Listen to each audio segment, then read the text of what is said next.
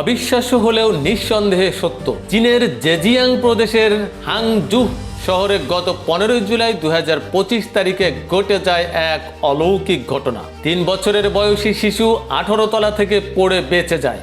প্রাথমিকভাবে খবরটি এসেছে সাউথ চায়না মর্নিং পোস্ট থেকে, যা পরে বিভিন্ন আন্তর্জাতিক সংবাদ মাধ্যমে পুনরায় উঠে এসেছে।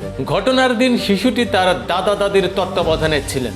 তারা ভেবেছিলেন সে ঘুমাচ্ছে এবং দরজা বন্ধ করে বাইরে কিছু কেনাকাটা করতে চায়। কিন্তু শিশুটি ঘুম থেকে উঠে বাথরুমে গিয়ে টয়লেটের উপর উঠেই জানালার কাছে চলে যায়, যেখানে কোনো গ্রিল বা সুরক্ষা ব্যবস্থা ছিল না। এরপরেই সে নিচে পড়ে যায়। খুবই আশ্চর্যজনকভাবে শিশুটি 17 তলার একটি খোলা জানালার সঙ্গে আঘাত লেগে দিক পরিবর্তন করে একটি গাছের শাখায় পড়ে। গাছটির শাখায় ছিল তার জীবন রক্ষা। এরপর সে নিচে একটি ঝোপের উপর পড়ে। সরাসরি কংক্রিটে না পড়ার কারণে গুরুতর আঘাত এড়িয়ে যায়। ভবনের এক স্থানীয় বাসিন্দা শিশুটিকে নিচে পড়ে থাকতে দেখেন এবং ভিডিও করে মালিক ও কমিউনিটির প্রপার্টি ম্যানেজমেন্ট গ্রুপে পাঠান। শিশুটির বাবা ঝু প্রথমে বিশ্বাসই করতে পারেননি যে তার ছেলে 18 তলা থেকে পড়ে গেছে। পরবর্তীতে সিসিটিভি ফুটেজ দেখে তিনি নিশ্চিত হন।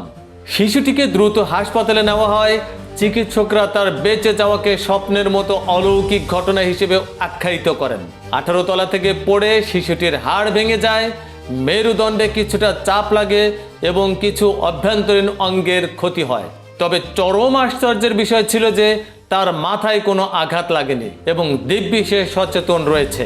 আসার কথা সে চিকিৎসকদের বলেছে, ask daddy to buy me a bumblebee, অর্থ বাবাকে বলো যেন আমার জন্য একটি বাম্বলবি কিনে দেয়। বাম্বলবি হলো এক প্রকার খেলনা। উৎসর্গ ও কৃতজ্ঞতা জানাতে শিশুটির বাবা সেই জীবন রক্ষাকারী গাছটির ডালে একটি বড় লাল ফুল বেঁধে দেন। চীনে লাল ফুল সাধারণত শ্রদ্ধা ও উৎসবের প্রতীক হিসেবে ব্যবহৃত হয়। সম্প্রতি সংবাদে আরও জানা গেছে শিশুটি সাধারণভাবেই ধাপে ধাপে সুস্থ হচ্ছে এবং তাকে ধীরে ধীরে বিশ্রাম ও যত্ন দেওয়া হচ্ছে। মতিন তালুকদার, চলমান বিশ্ব।